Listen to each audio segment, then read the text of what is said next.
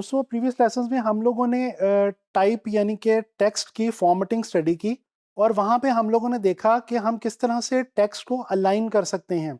वहाँ पे मैंने आपको ये भी बताया था कि अलाइनमेंट बेसिकली होती क्या है। दोस्तों टेक्स्ट को जिस तरह से हम अलाइन कर सकते हैं, इसी तरह से हम इलस्ट्रेटर के अंदर ऑब्जेक्ट्स को भी अलाइन कर सकते हैं। मैं यहाँ पे आपको थोड़ा सा अलाइनमेंट का कॉन्सेप्ट जो है वो दोबारा बताना चाहता हूँ।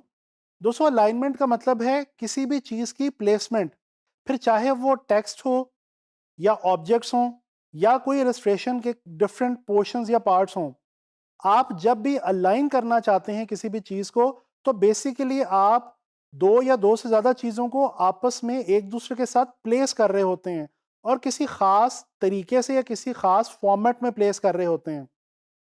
इस लेसन में हम लोग देखने लगे हैं एडोबी इलस्ट्रेटर में हम लोग ऑब्जेक्ट्स को किस तरह से अलाइन करते हैं आपस में। इसके अलावा थोड़ा सा मैं आपको बताऊंगा डिस्ट्रीब्यूशन के हवाले से। डिस्ट्रीब्यूशन का मतलब है जो ऑब्जेक्ट्स हैं उनकी आपस की स्पेसिंग हम किस तरह से मैनेज करते हैं। तो चलें जी, चलते हैं इलस्ट्रेटर की तरफ और देखते हैं अलाइनमेंट ऑफ ऑब्जेक्ट्स। अलाइनमेंट समझाने के लिए सबसे पहले मैं आपको ये बताता चलूँ कि यहाँ पे विंडो के पैनल में जब आप जाएंगे तो आपके पास यहाँ पे अलाइन की ऑप्शन ऊपर ही मौजूद है। इसकी शॉर्ट की जो है ये आप देख सकते हैं, सामने लिखी हुई है शिफ्ट प्लस F7। आप शिफ्ट F7 क्लिक करेंगे तो ये पूरा पैनल जो है अलाइनमेंट का ये आपके सामने ओपन हो जाएगा। जैसा कि आप देख सकते हैं मैंने बाकी एक्स्ट्रा पैनल्स यहाँ पे इस वक्त क्लोज रखे हुए हैं और सिर्फ अलाइनमेंट का जो पैनल है ये मैंने यहाँ पे आपके लिए ओपन किया है। अच्छा जी, अब अलाइनमेंट के लिए हम सबसे पहले क्या करते हैं कि हम एक यहाँ पे बॉक्स क्रिएट कर लेते हैं। ये देखें, ये मैंने एक स्क्वायर जो है ये यहाँ पे अपने आर्टबोर्ड पे क्रिएट किया है। इससे पहले कि ये जो अलाइनमेंट की ऑप्शंस हैं ऊपर आपको नज़र आ रही हैं, इनको समझाने से पहले मैं आपको ये बताना चाहता हूँ कि बेसिकली हमारे पास ऑब्जेक्ट्स की अलाइनमेंट 3 किस्म की होती है इलस्ट्रेटर में। आप दोस्तों किसी भी ऑब्जेक्ट को अपने आर्टबोर्ड के अकॉर्डिंगली अलाइन कर सकते हैं, किसी खास दूसरे ऑब्जेक्ट के अकॉर्डिंगली अलाइन कर सकते हैं, या फिर कोई एक सिलेक्शन लेके मल्टीपल ऑब्जेक्ट्स की उसके अकॉर्डिंगली भी आप अपने किसी भी ऑब्जेक्ट को अलाइन कर सकते हैं। तो चलें इन चीज़ों को ज़रा, इन तीनों ऑप्शंस को जो है वो स्टडी करते हैं। अच्छा, सबसे पहले यहाँ पे ये देखें, बॉटम के अंदर इस जगह पे आपको ये एक डॉक नज़र आ रही है। अब जैसे इस पे क्लिक करते हैं, यहाँ पे लिखा आ रहा है जी align to artboard, align to selection, align to key object. हम सबसे पहले देखेंगे अलाइन टू आर्टबोर्ड को। अच्छा, अब ये मैंने एक यहाँ पे स्क्वायर लिया हुआ है और मेरा आर्टबोर्ड जो है वो बाकी तमाम खाली है। अब मैं यहाँ से अलाइनमेंट की जिस ऑप्शन को क्लिक करता जाऊंगा उस ऑप्शन के अकॉर्डिंगली मेरा ये जो स्क्वायर है ये इस पूरे मेरे आर्टबोर्ड के साथ साथ अलाइन होता जाएगा। चलें देखते हैं, स्टार्ट करते हैं कि कौन कौन सी ऑप्शंस हमारे पास यहाँ पे अवेलेबल हैं। अच्छा, ये सबसे पहले यहाँ पे ये देखें, हमारे पास ऑप्शन है जी हॉरिजॉन्टल अलाइन लेफ्ट की, यानी हॉरिजॉन्टली हमारे पास ये लेफ्ट अलाइन ऑब्जेक्ट आ रहा है इस आर्टबोर्ड के हवाले से। अच्छा, इसी तरह फिर हमारे पास ऑप्शन है जी हॉरिजॉन्टल अलाइन राइट की। जब हम इस पर क्लिक करते हैं तो ये हम देखते हैं हमारा जो स्क्वायर है ये हमारे आर्टबोर्ड के लिहाज से राइट साइड पे हॉरिजॉन्टली अलाइन हो गया।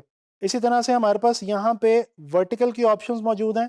वर्टिकल अलाइन टॉप, ये बिल्कुल टॉप के ऊपर अलाइन हो जाएगा। वर्टिकल अलाइन बॉटम, बॉटम पे अलाइन हो जाएगा।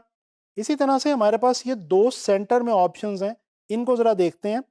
पहले मैं क्लिक करता हूँ जी हॉरिजॉन्टल अलाइन सेंटर। आप देख सकते हैं कि मेरा जो ऑब्जेक्ट है वो मेरे आर्ट बोर्ड के बिल्कुल सेंटर में आ गया हॉरिजॉन्टली, लेकिन वर्टिकली अभी वो उसके बॉटम में ही है।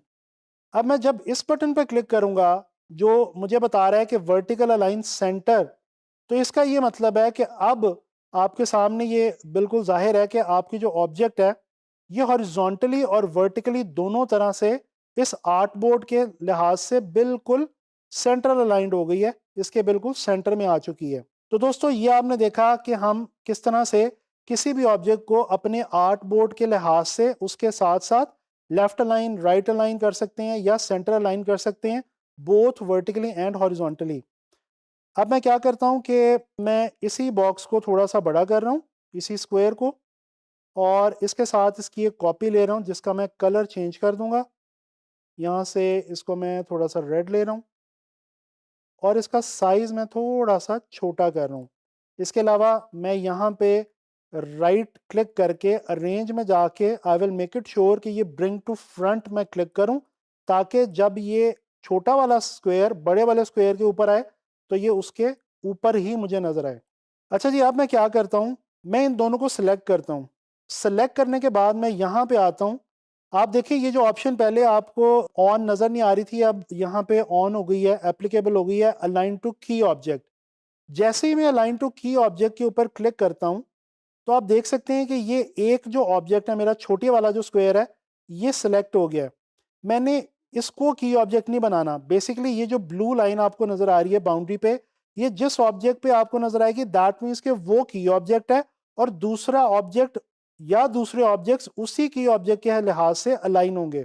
अब मैं ये कर रहा हूं कि मैं की ऑब्जेक्ट बना रहा हूं बड़े स्क्वायर को, और वो किस तरह से करूंगा, सिर्फ उसके ऊपर जाके एक बार क्लिक कर दूंगा तो वो मेरा की ऑब्जेक्ट बन जाएगी। अब ये दोनों चीज़ें मैंने सेलेक्ट की हुई हैं, दोनों ऑब्जेक्ट्स, और बड़े वाले स्क्वायर को मैंने अपना की ऑब्जेक्ट जो है वो कंसिडर कर लिया। अब मैं आके यही वाली ऑप्शंस जो हैं ये आपको क्लिक करके वन बाय वन दिखाता हूँ। हॉरिजॉन्टल अलाइन लेफ्ट, ये देखें छोटा स्क्वायर बड़े स्क्वायर के साथ लेफ्ट अलाइन हो गया है। हॉरिजॉन्टल अलाइन राइट, ये उसके साथ राइट अलाइन हो गया है। इसी तरह से वर्टिकल अलाइन टॉप, ये देखें उसके टॉप पे जो है वो वर्टिकली अलाइन हो गया है। वर्टिकल अलाइन बॉटम, ये देखें उसके साथ वर्टिकली बॉटम पे अलाइन हो गया है। और इसी तरह से जैसे पहले हमने देखा था, अगर हम हॉरिजॉन्टल अलाइन सेंटर करें और वर्टिकल अलाइन सेंटर करें तो ये छोटा बॉक्स बड़े बॉक्स के बिल्कुल सेंटर में आके प्लेस हो गया, अलाइन हो गया। तो ये हमने देखा दोस्तों कि हम दो ऑब्जेक्ट्स को या दो से ज़्यादा ऑब्जेक्ट्स को किसी एक को की ऑब्जेक्ट बना के उसके अकॉर्डिंगली किस तरह से अलाइन करते हैं। मैं ये दोनों जो है वो फिलहाल यहाँ पे डिलीट कर रहा हूँ। मैं एक नया बॉक्स छोटा सा ले रहा हूँ, एक स्क्वायर, और इसके अलावा मैं यहाँ पे इसकी कुछ कॉपीज लूँगा दो, और एक मैं यहाँ पे लूँगा एलिप्स टूल की मदद से सर्कल। अच्छा, इस सर्कल का मैं साइज़ थोड़ा सा बड़ा करूँगा, और अब इन तमाम चीज़ों का जो कलर है वो मैं चारों ऑब्जेक्ट्स का अपनी का थोड़ा थोड़ा डिफरेंट कर देता हूँ ताकि मैं सेग्रीगेट कर सकूँ, पहचान सकूँ, और देख सकूँ कि मेरी कौन सी जो चीज़ है वो कहाँ पे जाके प्लेस हो रही है। अच्छा जी, ये हमने चार जो है वो शेप्स ले ली। अब हम इनको ड्रैग करके सेलेक्ट करते हैं। ये देखें ये चारों शेप्स हमारी सेलेक्ट हो गई हैं। यहाँ पे हमारे पास एक ऑप्शन है अलाइन टू सिलेक्शन की, जो कि हमारी तीसरी ऑप्शन है। इस पे जैसे ही हम क्लिक करते हैं तो अब ये देखें, अब जो मैं अलाइनमेंट करूंगा वो इस सेलेक्टेड एरिया के अकॉर्डिंगली होगी। चलें जी, क्लिक करके देखते हैं। हॉरिजॉन्टल अलाइन लेफ्ट, ये देखें जो बॉक्सेस हैं वो क्योंकि छोटे हैं वो आपको लेफ्ट लाइन नजर आ रहे हैं। हॉरिजॉन्टल अलाइन राइट, ये देखें सर्कल क्योंकि बड़ा है बॉक्सेस छोटे हैं तो ये आपको राइट साइड पे बॉक्सेस नजर आ रहे हैं। इसी तरह से वर्टिकल अलाइन टॉप। अच्छा, अब ये वर्टिकल अलाइन टॉप करने के लिए मुझे बेसिकली इनको प्लेस करना पड़ेगा इस तरह से हॉरिजॉन्टली। अब मैं इनको दोबारा सेलेक्ट करता हूँ और मैं करता हूँ वर्टिकल अलाइन टॉप, तो ये देखें टॉप के ऊपर चारों जो ऑब्जेक्ट्स हैं ये अलाइन हो गए हैं। इसी तरह से जब मैं बॉटम में इनको अलाइन करता हूँ वर्टिकली तो ये चारों बॉटम में अलाइन हो जाते हैं। और अब मैं क्या करूँगा, मैं इन तीन स्क्वेयर्स को सिलेक्ट करके, बल्कि मैं इसको सर्कल को सिलेक्ट करता हूँ, अरेंज में जाता हूँ और मैं इसको कर देता हूँ जी सेंड टू बैक, यानी इसको मैं सबसे पीछे छोड़ देता हूँ ताकि बाकी जो मेरे स्क्वेयर्स हैं वो मुझे इसके ऊपर नज़र आ सकें। अब मैं सेलेक्ट करूँगा और मैं क्या करने जा रहा हूँ, horizontal align centre and vertical align centre. आप देख सकते हैं कि ये तमाम के तमाम ऑब्जेक्ट्स एक दूसरे के साथ वर्टिकली और हॉरिजॉन्टली सेंटर में अलाइन हो गए हैं। और अगर मैं इनको अलग अलग करूं तो ये देखें ये अलग अलग मुझे नज़र आ रहे हैं। तो दोस्तों ये हमने देख ली अलाइनमेंट। अब हमने सिर्फ थोड़ा सा देखना है जी डिस्ट्रीब्यूशन के हवाले से। उसके लिए मैं क्या करूँगा, मैं यहाँ पे एक छोटा सा स्क्वायर लेता हूँ, इसकी मैं कुछ ऑप्शंस ले लेता हूँ, और ये मैं ऑल्ट और शिफ्ट की मदद से इसको मैं डुप्लिकेट कर रहा हूँ। अब मैं करूँगा क्या कि मैं ये जो इन बॉक्सेस के बीच में जो डिस्टेंस है, स्पेसिंग है, इसको मैं थोड़ा सा अनइवन छोड़ रहा हूँ जान के, इंटेंशनली आपको समझाने के लिए, ताकि मैं आपको बता सकूँ कि डिस्ट्रीब्यूशन क्या है। दोस्तों जिस तरह अलाइनमेंट प्लेसिंग है इस तरह डिस्ट्रीब्यूशन स्पेसिंग है, यानी कि ये जो स्पेसेस हैं ये हम किस तरह से इवन बना सकते हैं वो हम करेंगे डिस्ट्रीब्यूट की मदद से। मैं इन चारों को सेलेक्ट करता हूँ, यहाँ पे आके मैं अलाइन टू सिलेक्शन के ऑप्शन को चूज करता हूँ, और मैं यहाँ पे वर्टिकल डिस्ट्रीब्यूट सेंटर, ये देखें दोस्तों जैसे मैंने वर्टिकली डिस्ट्रीब्यूट सेंटर किया है तो ये जो चारों मेरे बॉक्सेस के बीच में जो स्पेसेस थी वो इवन हो गई हैं। इसी तरह से अगर मैं इनको यहाँ पे प्लेस कर दूं हॉरिजॉन्टली, और अब मैं इनके जो बीच का जो डिस्टेंस है उसको मैं थोड़ा सा कहीं से कम कहीं से ज़्यादा कर रहा हूँ जान के। अब मैं इनको सेलेक्ट करता हूँ, ऑप्शन मेरी यहाँ से है अलाइन टू सिलेक्शन, और मैं डिस्ट्रीब्यूट करता हूँ हॉरिजॉन्टली। तो ये देखें अगेन, हॉरिजॉन्टली डिस्ट्रीब्यूट करने से जो हॉरिजॉन्टल स्पेसेस हैं इन चारों बॉक्सेस के बीच में वो इवन रिप्लेस हो गई हैं।